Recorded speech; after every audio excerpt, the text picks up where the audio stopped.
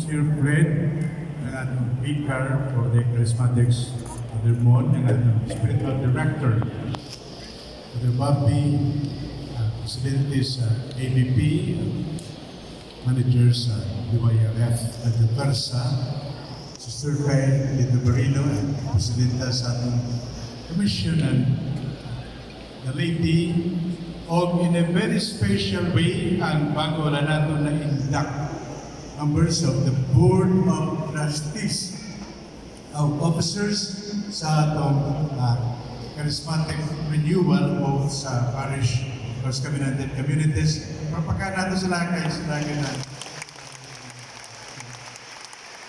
Kung kaninyong tanan, mga hinigugma kay saunan, temples of the Holy Spirit, o kamong gihapon atong mga hinigugma na mamati sa live broadcast ining atong misa over station DYRF. Kanatong tanan, malipayon nga pagsulong Pentecost Day. Happy Fiesta sa Pentecost Day.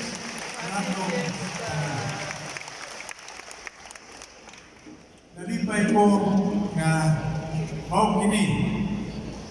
This is my first activity pag-uli na ako gikan sa Roma, din sa Cebu. My first activity as Archbishop of Cebu, mao ang akong misa Pentecostes, ba't pininyo karong hapunan. Nalipay ko I arrived this morning, the other day, from Rome, pero I was thinking, nindot kayo na hunahon nga my first activity, pagbalik ikan sa tribunal visit, among pagkikita sa Santo Papa, o kahit na mga dikasteri, o kining atong misa karong hapunan. Nalipay ko nga naghan kita karong adlaw. Thank you very much for coming over. Ito sa Manila, naman sa mga activity, pero mas naghan kita rin kaysa dito, no? Salamat. Naghang mga leksyon, kining piyesta karong adlaw, naghang mga mensahe. Pero tungod kay bago na gid may nakikita sa Santo Papa, ang akong gamiton nga point of reflection o sharing sa panguna-una ni Pope Francis. Iya sermon naglabay nga matuig during the Feast of the Pentecost. Kay para nako relevant alang natong tanan. Kita nga nagsaulog dining piyesta o kita nga nagpaabot importante nga event sa atong istorya sa Pilipinas o din nato sa Cebu nga mo'y ika-500 nga anibersaryo pag-abot sa Kristyanismo sa Pilipinas. Amen? Amen. Matod pa ni Pope, o bisan pagani sa responsorial psalm, sayo kita ang pag-abot sa Espiritu Santo mao'y piyesta nga paghatag bagong kinabuhi your life to the church. Mao nga, in many ways, tanaw kining piyesta nga birthday of the church. Amen? Amen. O kung birthday, dapat malipayon kita. Amen? Amen. Ang wa nag-smile, pwede na magawas. Because of that, patod pa ni Pope, the Spirit brings newness, bagong kinabuhi. And bisan sa responsorial psalm, ang response was, Ginoo ipadala ang imo Espiritu o pagkuha ang nawong sayuta. Pagkuha, sign of newness. Ang istorya nga ito na dumog, istorya sa mga apostoles nga antes maabot ang Espiritu Santo, wa pa sila usok, wa strength, wa courage, wa zeal to proclaim the good news. Pero pag-abot sa Espiritu Santo, there was a renewed strength and enthusiasm. Mga hinigugma, mao kini ang akong unang punta angay natong pamalandungan. Sa atong kinabuhi, mayroon kita bago duha tingaling aspekto. Una, bago in terms of time. Pananglit, wa ako electric fan. Nagpalit ako karon, santo wala, karon may na. Before, wa, karon may na. Kining akong electric fan bago. Amen? Amen. Pero, labing importante para natong tanan din dili lamang in the aspect of time, but in the aspect of quality. Ano? Quality. Buti pa sabot, I am new kung quality labing maayo. Mingon, I am a renewed person. Meaning, the quality of my life has become better. Kung pananglit mingon ka, I attended a Life in the Spirit seminar and I am renewed bago. Meaning, the quality of my Christian life has become better. Kung pananglit, tapulan ko sa ito magbasa Bible, karon inspired. The quality of my life has become better. I am renewed. Amen? Kung tapulan ko mag-rosaryo, but now I say, di ko matulog ko mag-rosaryo. The quality of my life has become better. Amen? Kung saan ito ang akong panguna-una, mine naman. Ako. Pero karon ang akong gihuna-una, kita. Yun. The quality of my life has become better. Amen? Akong punto, at punto ni Pope, can we say that we're trying to make an effort aron we can be renewed sa atong kinabuhing Kristohanon.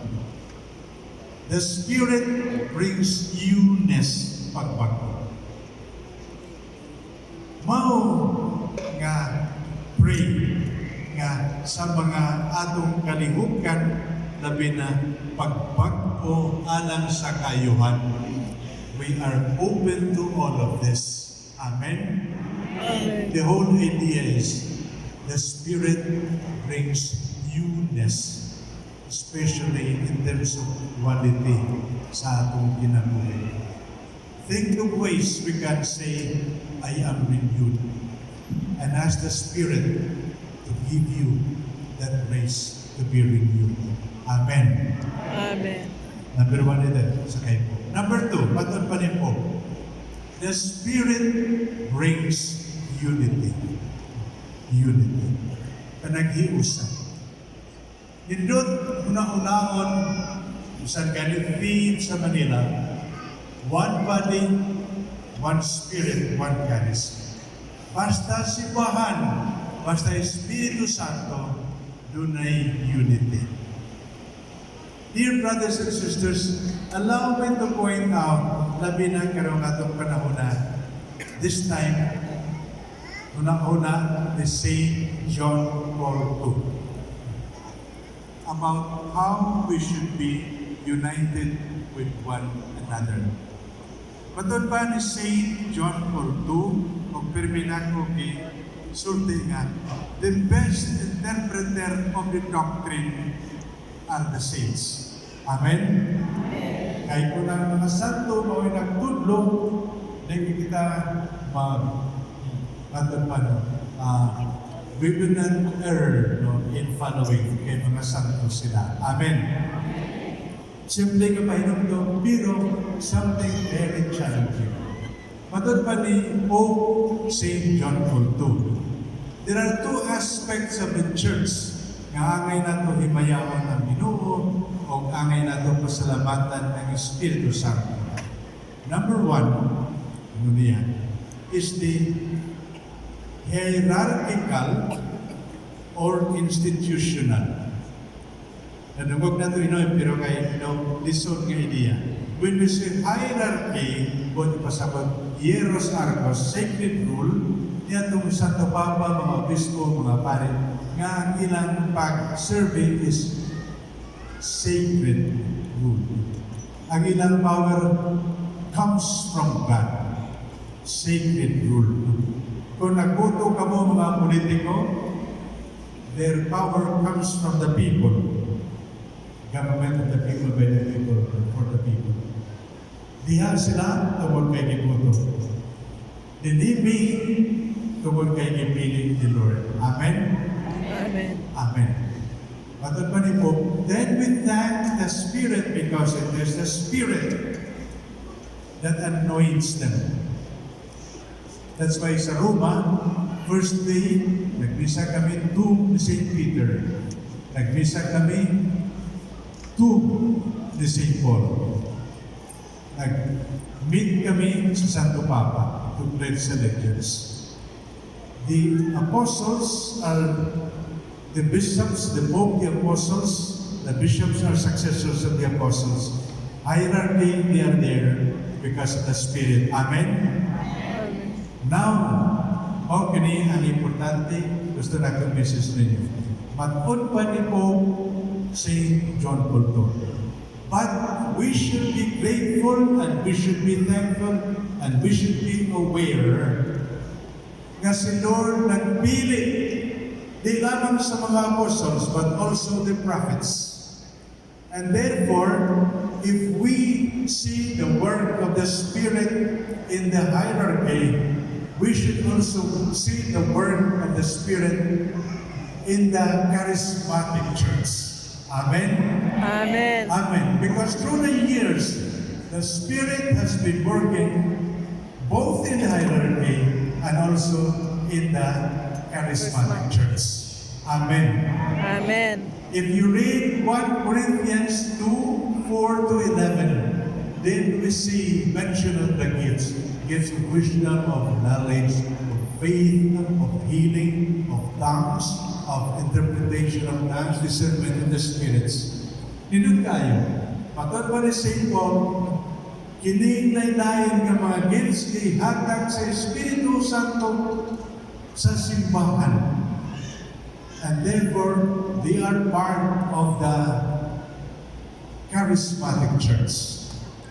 The Lord has chosen the apostles and their successors, and they are now in the hierarchical church.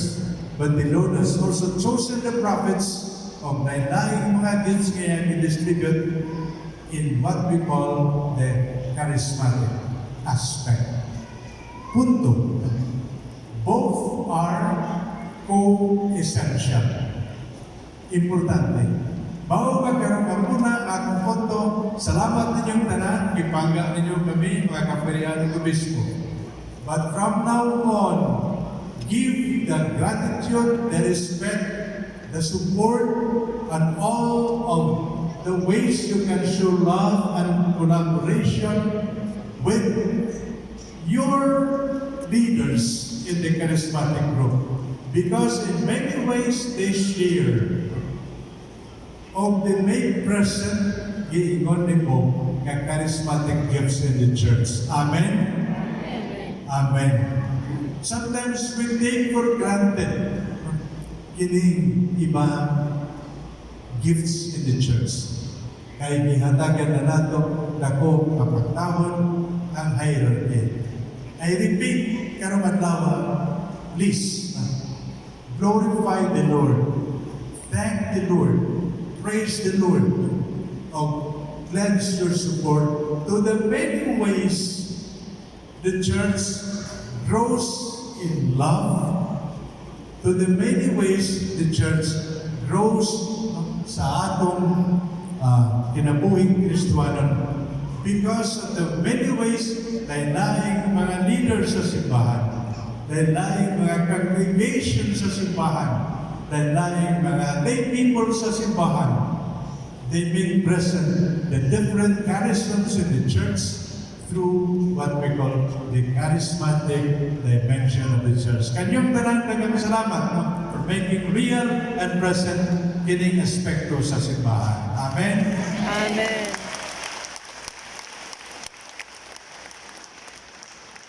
Katapusan. Matod pa din po, tungod kay kita, nakadawat ni kasa sa Espiritu Santo, all of us are called to mission. All of us. Some have been gifted with different charisms very clearly. Teaching, wisdom, gift of tongues, gift of healing, very clear. Discernment of the spirits, very clear. But all of us, we have a mission. Wa minug usa na makaingon ilahan kini. Look into ourselves and see the gift of the Lord. And precisely because we look forward to 2021 and the theme that year is mission, karon pa lang we begin to ask sa may atong mabuhat together with my covenant communities, personally, as a family, as a professional, what can we do to make our country a better place to live in? What can we do to make this church more alive? What can we do so that the poor will feel that they are not left out? What can we do so that those in the periphery would feel that they are loved? What can we do so that we can support one another to make Cebu truly an archdiocese nga makaingon. Hindi man nagsugod ang Christianity, mas bubig man ang Christianity ni nato. Amen? Amen. Ambot kita when we are faced with a big challenge. Lord, dili magkining ako this is your prayer. That's why we pray for the gift of the Spirit, that whatever mission we have, through the grace of the Lord, mabuhat nato. Through the grace of the Lord, we collaborate with others. Through the gift of the Spirit, we can truly change the face of the earth. Amen. Amen. At yung tanan na smile pa hanggang karon. Daghang salamat for coming over.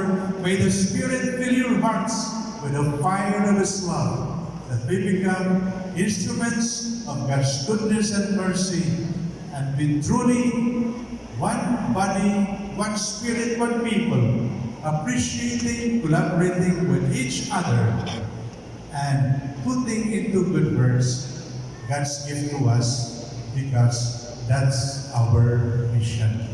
Kanyang tanan dinhi sa atong IC3, o kanyang tanan nga nagpamati sa live broadcast dinhi nga atong misa. Happy Fiesta sa Pentecostes, and may the Spirit continue to fill our hearts with joy